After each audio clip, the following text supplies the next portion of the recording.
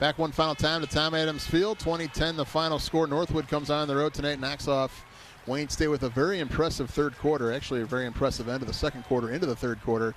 And Northwood scores 20 points tonight. That's all they need. They only have 232 yards of total offense on the night, Rod. But I'll tell you what, hey, the way the defense played, that's all you need. Yeah, and the numbers don't really tell the story of what happened here. It was more of Northwood taking advantage of some big plays on special teams.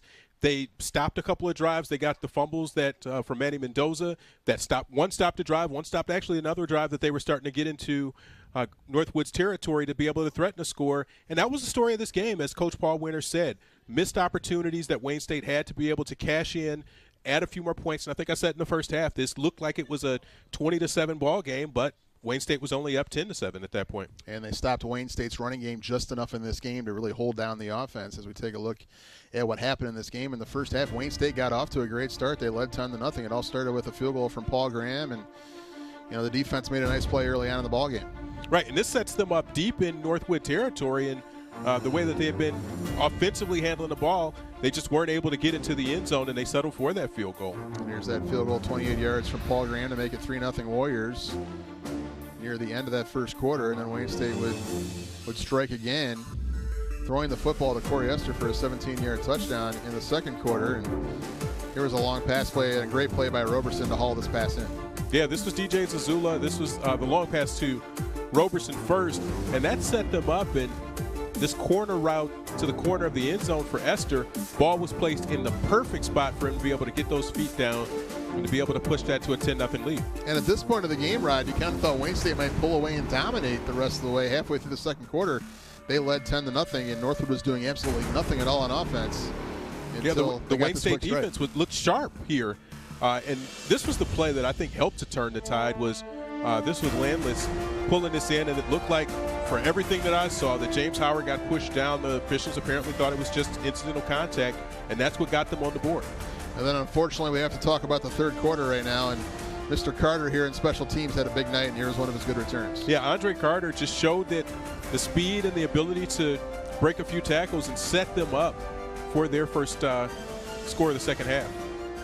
And here was the second touchdown pass of the night to Gary Landless. That time he did most of the work, and that made it 13-10. And here's the score that makes it 20-10. Yeah, this is just a keeper, and this is where the options started to work. They had been going more toward the pitch, and this is the keeper that Garbarino was able to get in the end zone with. And I mean, that was it. Wayne State didn't have an answer offensively. They couldn't get their offense going at all. Mendoza had another opportunity, and this was, again, a kind of sketchy call. You can't say for sure that he had possession of this ball in bounds, because even when he landed on it, his elbow looked like it was out of bounds. Yeah, if there was instant replay in Division II college football, that definitely would have been overturned, I think, as we take a look at the final numbers. And again, how about those rushing totals from Northwood? Most of that in the second half, 187 yards, and Wayne State dominating the passing side. And total yards, they dominated as well, but they turned it over 3 times, and only 5 of 21 on third down tonight. No, but that's what Northwood does. They're 4-0 now when they rush for over 150 yards, because it means that option is working. And Wayne State defense played a really good game. They just weren't able to get the stops when they needed them, and the offense just couldn't put enough points on the board for them to be able to get a win here. Well, it's the 4th straight loss for the Warriors, so now they really have to try to kick it into gear. They got that long bus ride, about 10.5 hours up there to Michigan Tech, and to try to come away with a win, because you don't want to lose 5 straight and really let the season kind of spiral out of control. Yeah, and 3 of those losses, again, this is a tough schedule they had. Indianapolis, Grand Valley, Ferris State, all teams that are ranked in the top 15 in Division II. So you don't want to excuse them, but you can understand how, with the injuries and everything else they faced, that's the result that they came out with, but a tough one today. All right, so the Warriors drop a tough one tonight here on homecoming, 20-10. To the Northwood Timberwolves.